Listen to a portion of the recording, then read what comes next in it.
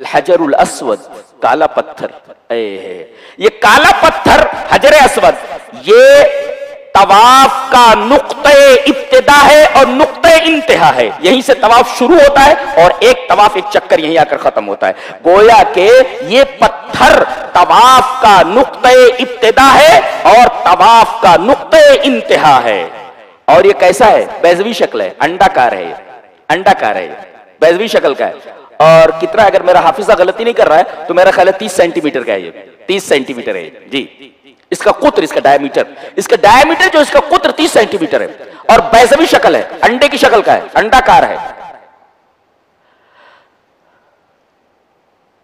एक हदीस है तिरमिजी की, अल्लामा अलबानी ने उसको सही कहा है कि नज़लल हजरुल अस्वद मिनल जन्नती काना अशद्द बयाज़म मिनल लबनी हत्ता इस्वद्दत खताया बनी आदमा।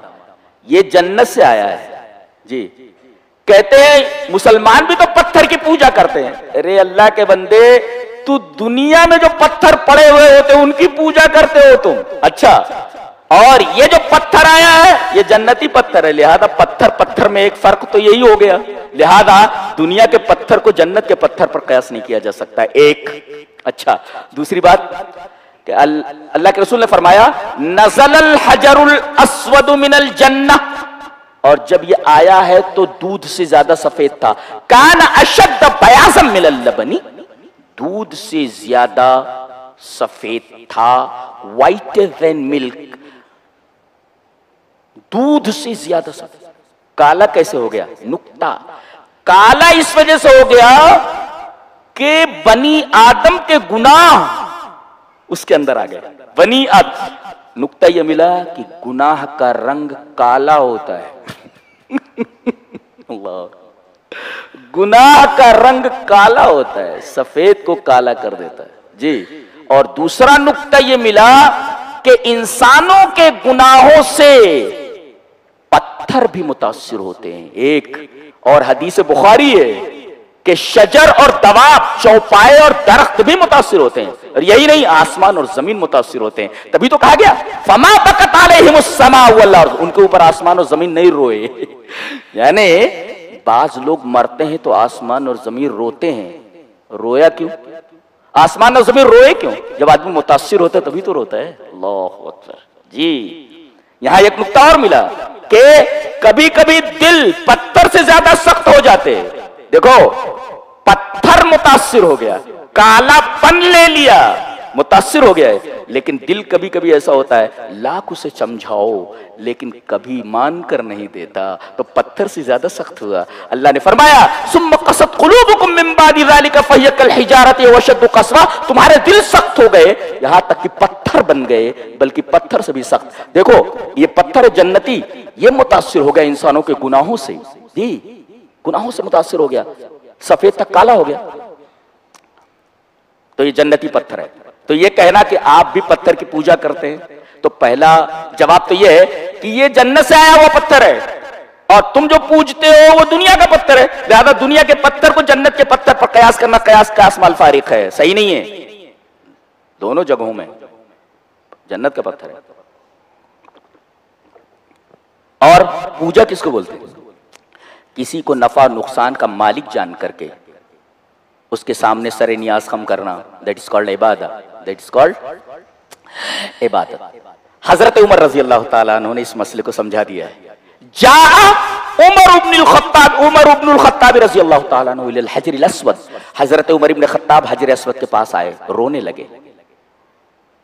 कहा कि मैं जानता हूं, इन्नी लअअलम अन्नका हजरुन, ए हजर अस्वद मैं जानता हूं तू एक पत्थर है, ला तजुर्रु वला तनफउ, तू ना नुकसान पहुंचा सकता है ना नफा पहुंचा सकता है। फर्क हो गया। देखो, इबादत में आदमी जिस पत्थर की पूजा करता है, जिसकी इबादत करता है, उसको नाफे और जार मानता है कि ये नफा पहुंचा सकते हैं, बिगड़ी बना सकते हैं और ये हमें नुकसान पहुंचा सकते हैं। तो आदमी जब किसी की इबादत करता है तो जरर और नफा पेश नजर होता है, उसको जार और नाफे मानता है कि यह नफा पहुंचा सकता है, नुकसान पहुंचा सकता है। हजरत उमर ये कह रहे मैं जानता हूं तू एक पत्थर है, ला तजुर्रु वला तनफउ, न तू नुकसान पहुंचा सकता है और न नफा पहुंचा सकता है।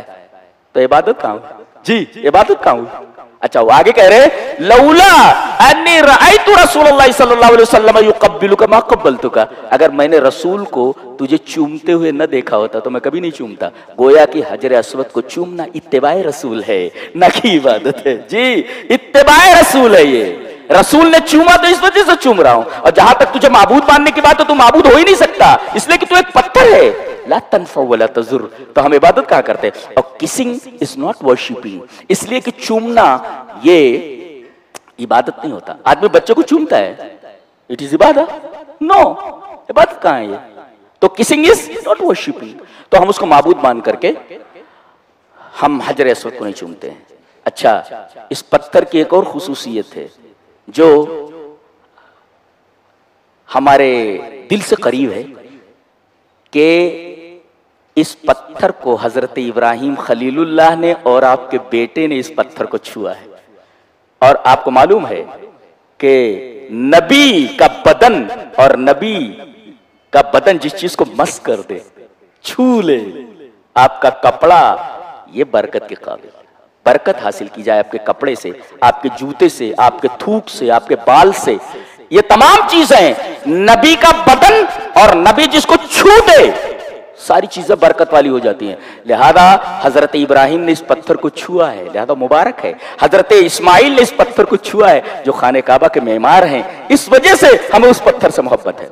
एक सवाल और, जिस तरह पत्थर की इबादत करना बेवकूफी है, हमाकत है, इसी तरह पत्थर को कंकरी मारना यह भी तो हमाकत है। सवाल का जवाब दे लेते हैं, ऐसा क्यों? सवाल करने वाले भी कैसा सवाल कर रहे? ठीक है, पत्थर को पूजना बेवकूफी है, लेकिन पत्थर को वहां हाजी लोग जाते हैं तो जमरात के ऊपर, पत्थर के ऊपर कंकरी मारते हैं, तो ये भी तो बेवकूफी है। बोले ये बेवकूफी नहीं है, इसलिए कि किसी काम के करने का रीजन मौजूद हो तो हिमाकत नहीं होती। रीजन है इसका, क्या रीजन है? दुश्मन दोस्त के दुश्मन को दुश्मन समझना चाहिए। जी, ये जो शैतान था किसका दुश्मन? हजरत इब्राहिम को रोक रहा था ना बेटे की कुर्बानी से, मार रहे थे वो पत्थर। जी, तो वो दुश्मन था और इब्राहिम अलैहिस्सलाम हमारे नबी हैं, दोस्त हैं। लिहाजा दोस्त का दुश्मन दोस्त का दुश्मन होता है। लिहाजा दोस्त के दुश्मन को हम दुश्मन समझते हुए हम उसको पत्थर मारते हैं। दैट इज द रीजन, सबब है ये। जैसे हमें अगर निशाने की मश्क करनी हो तो एक पत्थर को रख देते हैं और फिर उसके बाद उस पत्थर के ऊपर उसको टारगेट बना करके हम निशाने की मश्क करते हैं। That is the reason, not हमाका। ये बेवकूफी नहीं है। जी, समझ में आता है? फीही आयातुम बय्यिनातुम मकाम इब्राहिम, मकाम इब्राहिम भी है वही जिस पत्थर पर खड़े होकर के हजरत इब्राहिम अलैहिस्सलाम काबा की बिना, काबा की तामीर कर रहे थे, उस पत्थर को मकाम इब्राहिम कहते हैं। जी, और इस पत्थर के अलावा वो पत्थर है जो जन्नत से आया है, अल हजरुल अस्वद, ये दूसरा पत्थर है। जी, जिस पर आप खड़े हुए एक पत्थर है। और